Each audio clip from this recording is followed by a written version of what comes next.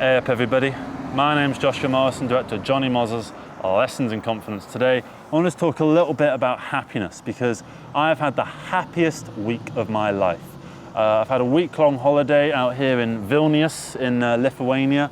I went to see a band 3 nights in a row and they were absolutely fantastic. I've been here with my girlfriend and I've fallen in love with her 1,000 times over, and I already loved her to bits before and I love her even more now. And I feel like everything's going to be all right for the rest of time. That's kind of how it feels like right now. But in this present moment, right, I'm flying back tomorrow and I'm wondering about when I get home, when I go back to London and I go back home and I start going back to work and I start filming these videos again in the same old bastarding places, right?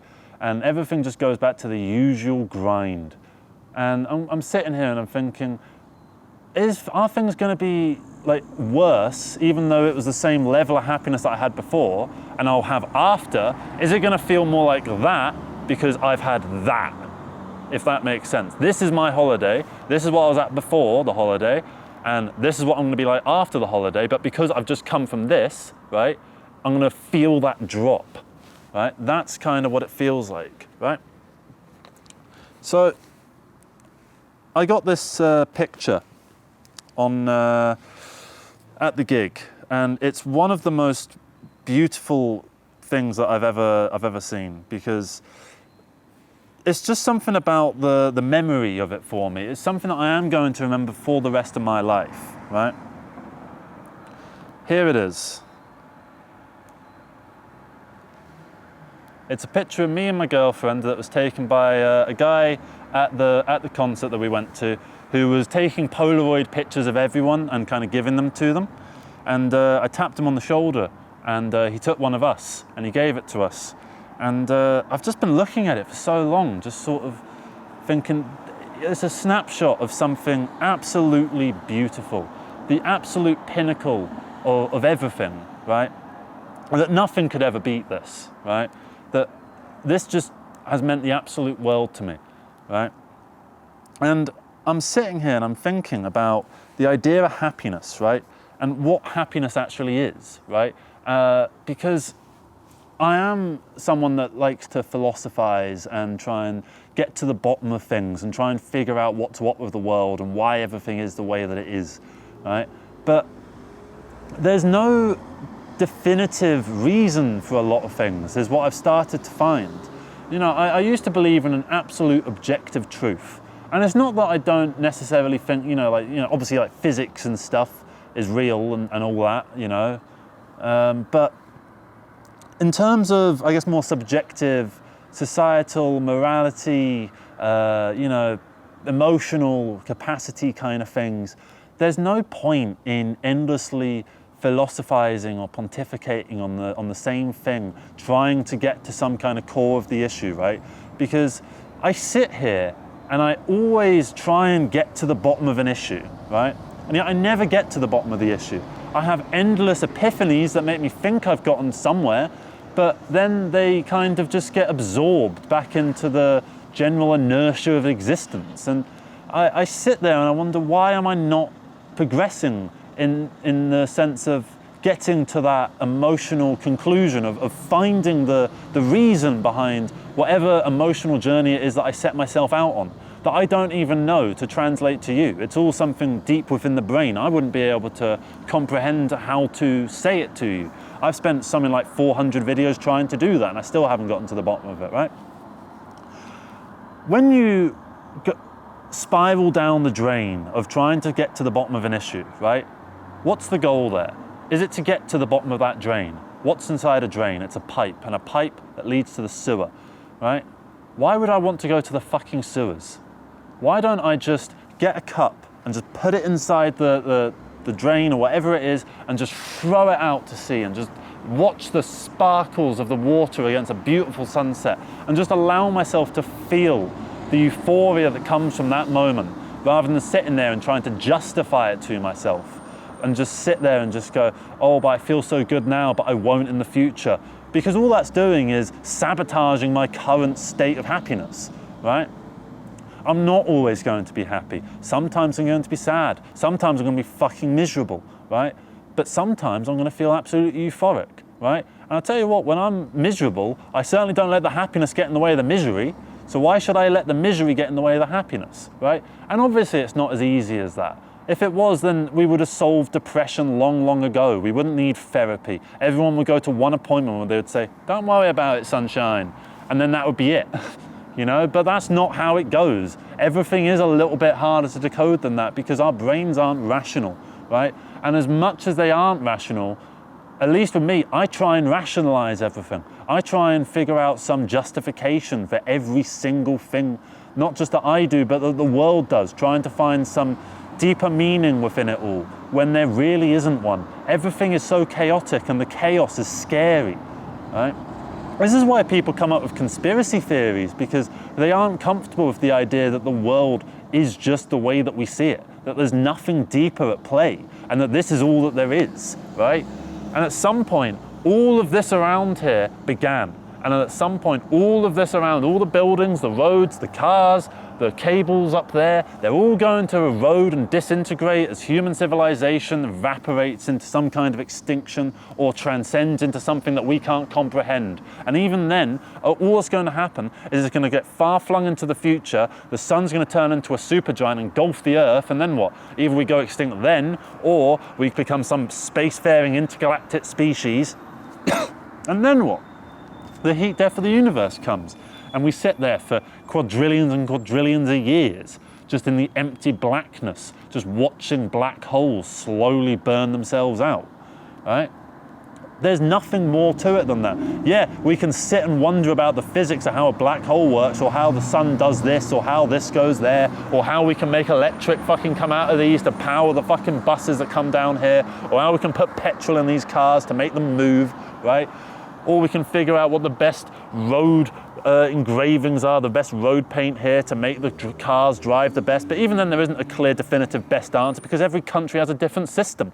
This country, Lithuania, has a different system to Britain, right? The yellow boxes are a bit smaller. There's these weird white lines here that I don't completely understand. I think they're meant to be general lane lines, but they kind of curve in a way like I'm meant to follow the curve. We don't have those exact things in London or in England, right? But we do over here. But at the same time, right, there's clearly no definitive best way. There's no ultimate form of subjectivity, right?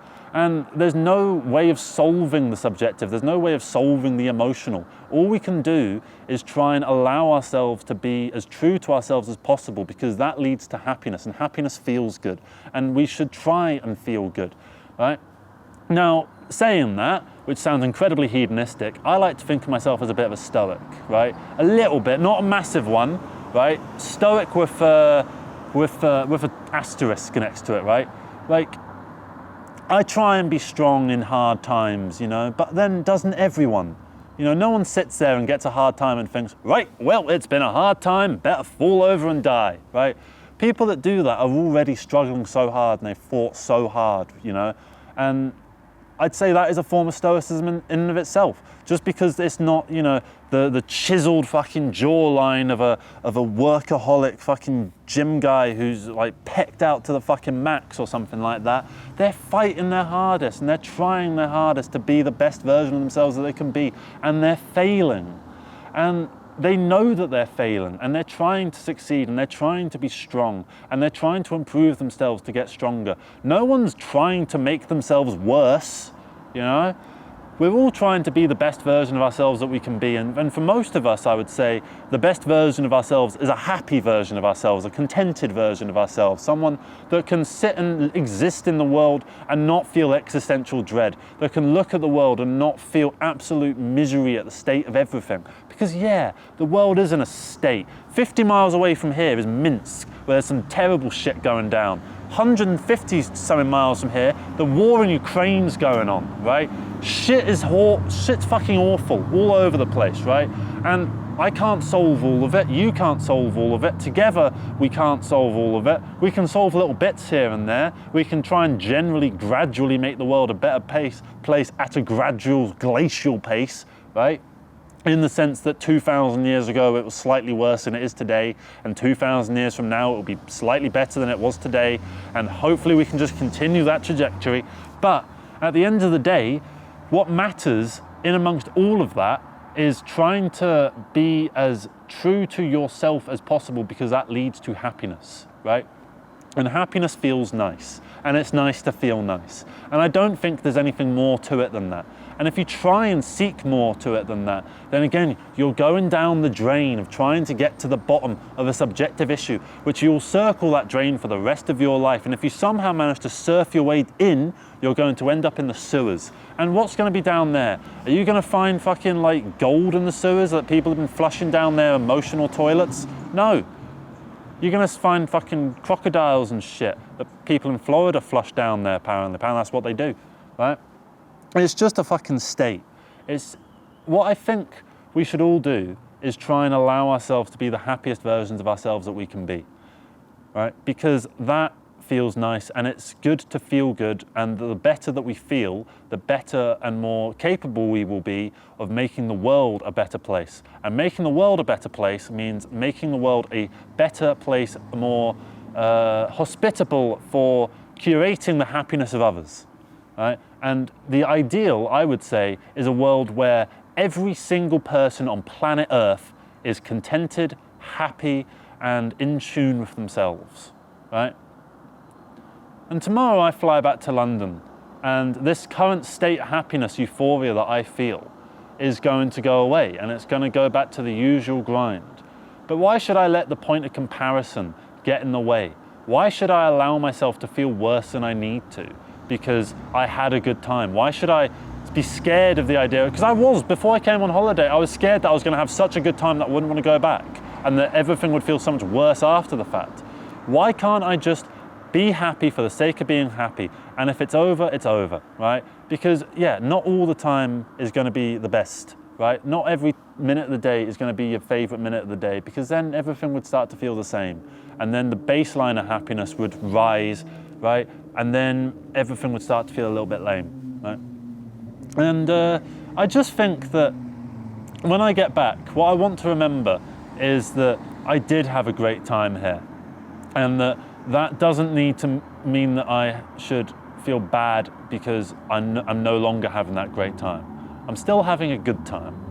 And that's what's important, is noticing the happiness that's within yourself and appreciating it for what it is, rather than sitting there and going, oh, well, there's this other thing that I could have, or I could be slightly happier. Because think of it like this, right? Say you saw a study that was like 99.9% of people all do this, right? They do this one random thing. 99% of people ride motorcycles. Let's say that's a study, right? They obviously don't, but let's say for the sake of this that they all, like 99.9% of people ride motorcycles, right? You wouldn't be thinking about the 0.1% of people that don't ride motorcycles. That wouldn't be the main issue there, right? They wouldn't even come into the equation. They're a rounding error. They don't matter. What matters is that 99.9%, right? And by the same token, you shouldn't allow yourself to... When I was having this great time now, there was that little bit in the back of my head that came in maybe 0.1% at the time that would say, this is going to end soon, you know? That little niggling misery guts in the back of my head that tries to drag me down, right? And sometimes it succeeded. Sometimes it actually did a good job of making me feel bad. I've had 2 nightmares on this vacation away, right? And why should I let that get in the way? Because, you know, when I'm happy, I let the misery get in the way. But when I'm miserable, I certainly don't let the happiness get in the way of that. And that's all I wanted to say, really. So I hope you have a good rest of the day. Hope you have a good rest of the night. Hope you have a good rest of the week, the month, the year.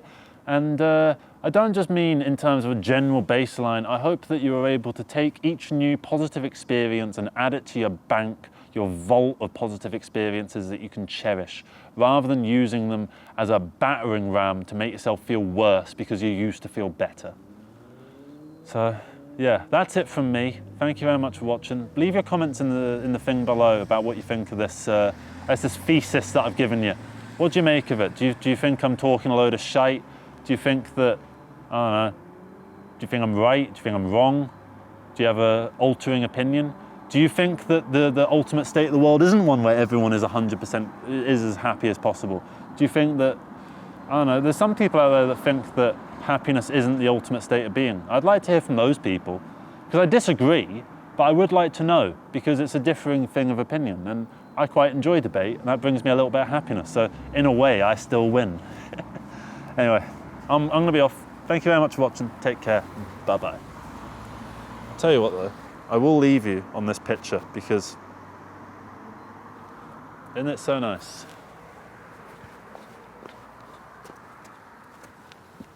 How do I get it?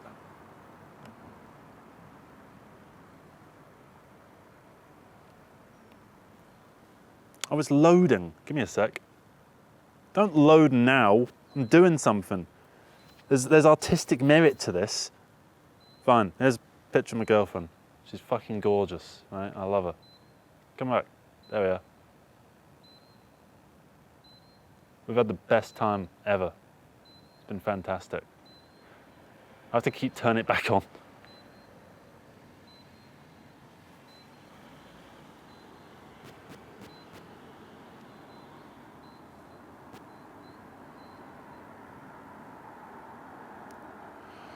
Also, this is the second take.